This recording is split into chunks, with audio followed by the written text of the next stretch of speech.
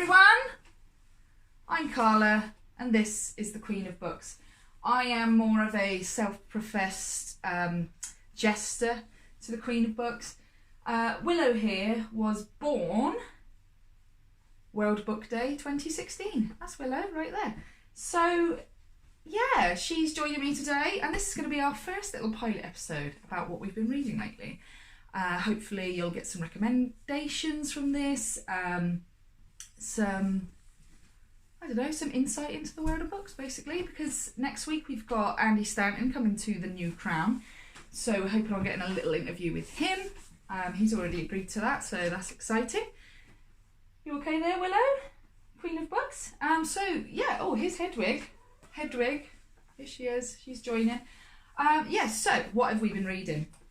Now, if your little one, like my little one, has a habit of picking up dandelions on the way home from school, if you feel like you're taking very tiny steps because your wee one wants to pick up every single dandelion and blow it, I recommend Luna and the Moon Rabbit. Ready, Mummy? You're ready, are you? I don't know why she wanted to bring an umbrella, by the way. She's a bit, you know, we just got to roll with it. So, I got the umbrella. She's got an umbrella. Luna and the Moon Rabbit. It's absolutely beautifully illustrated. It's a very sweet story, an Asian folklore tale. The reason I say it'll help with the dandelion issue with your little one, because it's tried and tested with myself. There is the Moon Rabbit who comes down from the moon. Cheers for that. Thank you, young one. Yes, the rabbit comes down from the moon, does various interesting things, as you could imagine, but one of which is it eats dandelions. So when I'm walking Willow home, I basically say to her, okay, you can have 1 or 2 dandelions, but we've got to leave some for the Moon Rabbit. And it works every time. She goes, oh, okay. So, Luna and the Moon Rabbit by Camille Witcher is highly recommended. Please ignore my cat. There we go. Stunning book. Absolutely stunning. Myself. Right. Okay. What have I been reading? I have been reading Brandon Sanderson's Skyward, Famous Stars. It's quite a chunky one, but absolutely raced through it. It's about a young teenage girl who has aspirations to be a pilot, that she's living on a planet that is desolate. Most people are living way underground where there's still warmth, but she wants to be on top fighting what is known as the Krell. Right, you go to sleep. She's been fighting what is known as the Krell, an alien race. They haven't fully seen what they look like, but they do come down every now and again and attack. She's wants to go to pilot school, but she's got a little bit of a overbearing problem. Her father, who was in the same force back when she was a little girl, as far as anybody knows, he was a traitor, because during one of the biggest battles, the Battle of Alta, he appeared to go up into the sky and just totally abandon the fight.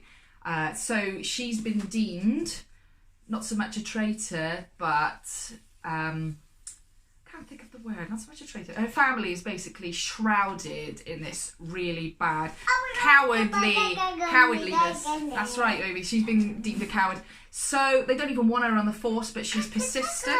And I tell you what, this book, I wanted answers. I could not stop reading it. It was absolutely bloody fantastic. So that one is highly recommended. It's actually a young adult novel. As far as I know, he's written adult books, but this is his first young adult novel.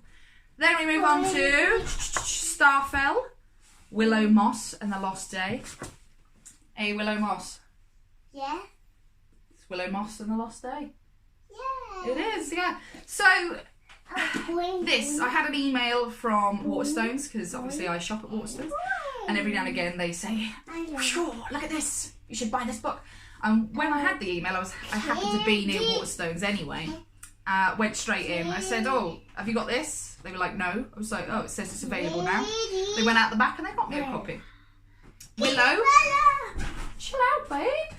Willow is basically a witch with a power that they only have 1 power each. a power in which she can summon lost things, and her family are kind of disappointed. Not kind of, they are very disappointed in the fact that that's all she can do, whereas the rest of them have what they feel are slightly more unique powers. So, I mean, I read it and I thought, I think having the power to find lost things is incredible, because she could make a killing in this day and age. Anybody who's lost a cat or a dog, can you imagine if she could summon them? She'd be rich, she'd be absolutely rich, she'd be a goddess among peasants. Yes, so, the lost day, it becomes apparent that nobody can remember what happened on Tuesday. So, obviously, well, not so obviously, but obvious to certain clever-minded witches, somebody has stolen this day, and a very, very renowned witch called Morag enlists the help of young Willow to help her find this day, because she can summon lost things. But she can't summon it that easily. It wouldn't be a novel if it was all that easy, would it? You can't summon it that easily because it could tear the world apart if you bring a day back that suddenly. It's very fast paced, okay, there's a lot of characters in this. I found it was just like, shoo, shoo, shoo, meet this person, meet this person, meet this person. And at the end... Mommy! Yeah! I need to take the umbrella, apparently. It got hella dark at the end, it really did. I was just like, whoa, oh, okay, oh, that's happening. Yeah, it was definitely worth a read, so I recommend that one. And finally, I haven't actually finished this one. Alright, chill out, but very near to the end. It's Dracula, baby. Alright, calm down now. I'm going to have to wrap up this pilot episode and maybe rethink bringing in the Queen of Books next time, because she's a bit of a mischief maker. But imagine when, in years to come, she might even be doing these with me. I'm very ready. I was ready when I pressed play on the bloody video, babe. There we go. Oh, God. Yeah, so Dracula, as you may be following my story, I started reading this in Transylvania. Right, shh. 2 minutes. We've got to wrap up. Wrap this up. I recently saw Marcus Zusak, who wrote The Book Thief. I recently saw him in Hay Festival, and he said something that sort of stuck with me, and it was that sometimes there's a time and a place for a book. You may have the book, but you don't always feel compelled to read it, or you try it and it doesn't feel right, so you stop. Dracula's one of those books for me. I've tried it several times and it just wasn't appealing, so I put it away. And then I booked Transylvania and I started reading it just before I left, and I've devoured it so far, absolutely devoured it. I mean, being in Transylvania and reading it just made for a really beautiful experience. So I feel like Marcus Zusak was right. The right time and the right place for me was to start Bram Stoker's Dracula in the very place that inspired it. So yeah, it's almost done. So that sums up the first one. We hope you've enjoyed. Yeah. Yeah, and I will be bringing more book news and more reviews, more mentions of novels in the future, hopefully. Probably not with this one.